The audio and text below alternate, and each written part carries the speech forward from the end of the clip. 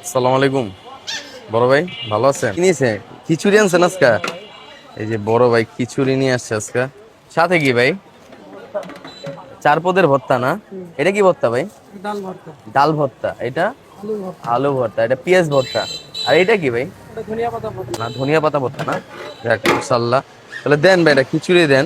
এই যে সকাল সকাল খিচুড়ি খেতে এসে বললাম।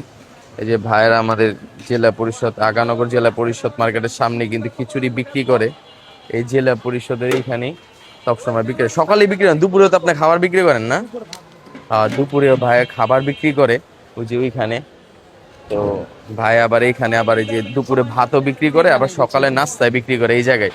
তা আপনারা যদি এরকম খিচুড়ি আজই সকালের নাস্তাটা খেতে চান, অবশ্যই কিন্তু এই যে ভাইয়ের কাছে আসতে হবে।